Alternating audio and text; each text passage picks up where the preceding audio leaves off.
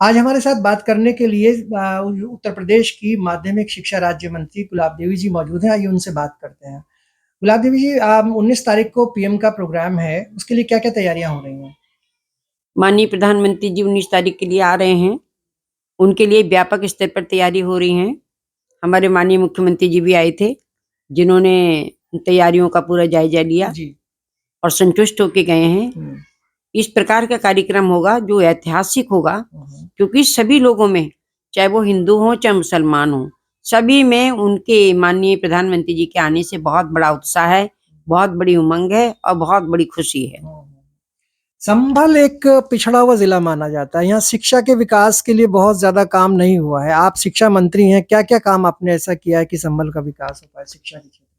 आप संभल की बात कर रहे हैं, मैं तो एक छोटे से नगर चंदोसी की बात कर रही हूँ, जिसमें लगभग 20 से ज़्यादा इंटर कॉलेज हैं और 10-11 डिग्री कॉलेज हैं। जी। और संभल में भी शिक्षा का पूर्ण रूप से केंद्र बना हुआ है और अच्छी प्रकार से शिक्षा यहाँ चल रही है। यहाँ के पढ़े हुए हमारे छात्र बहुत-बहुत बड़े अधिकारी हैं, आईएएस हैं, आईपीएस हैं, जी। डीजीपी हैं, जी। तो ये सारे लोग जो हैं निकले हैं, यहीं से निकले हैं पढ़कर।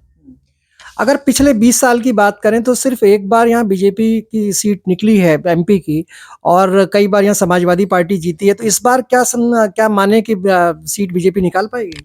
देखो, यहाँ की भौगोलिक परिस्थितियाँ कुछ ऐसी हैं, जो कि हमारी सीट जो है नहीं निकल पाती है, कुछ वोटों से रह जाती है। इस बार देखने में आ रहा है कि हमारे साथ जिनका बाहुल्य है, मुस्लिम बाहुल्य क्षेत्र है ये, जी। संवेदनशील क्षेत्र है, तो हमारे साथ मुस्लिम भाई भी सहयोग दे रहे हैं और विशेष रूप से महिलाएं बहुत बड़ी इसमें सहयोगी बन रही हैं।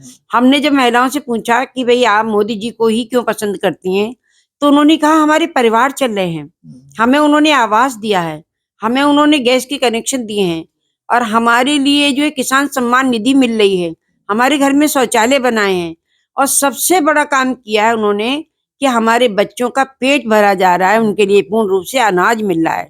तो हम और किसी के लिए वोट क्यों देंगे? हम उन्हीं का सहयोग करेंगे, क्योंकि वो हमारे परिवार की मुखिया की तरह से हमें सहयोग कर रहे हैं।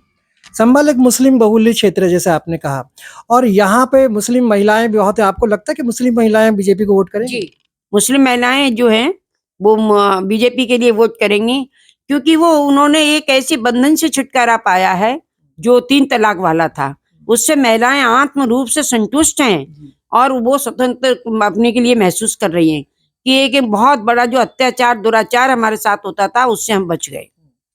बीजेपी का कैंडिडेट इस बार कौन हो सकता है? हमारा तो प्रत्याशी कमल का फूल है। भारतीय जनता पार्टी जिसको सही समझेगी उसके लिए प्रत्याशी के रूप में उतारेगी। हम अपना प्रत्याशी कमल के फूल को मानते हैं। इंडिया गठबंधन की क्या स्थिति है आप देखते हैं? ये तो स्वयं में इतने कमजोर हैं कि इनका एक मत हो नहीं सकता। जब आपस में स्वार्थ टकराते हैं तो कोई किसी का भी मीत बन के नहीं रह सकता। तो इनके अलग अलग स्वार्थ टकरा रहे हैं, इसलिए एक हो नहीं सकते और जितना एक होने का प्रयास कर रहे हैं उतनी ही कमजोर स्थिति समाज के सामने इनकी आ रही है। ये थी गुलाब देवी जी जो उत्तर प्रदेश की माध्यमिक शिक्षा राज्य मंत्री हैं और बड़ी बेबाकी से उन्होंने अपने विचार रखे और उन्होंने बताया कि किस तरह से संभल की स्थिति बनेगी इस बार चुनाव में, एमपी के चुनाव में। आपका शुक्रिया मैम। इंडिया न्यूज़ के लिए अंजू मिश्रत, संभल से।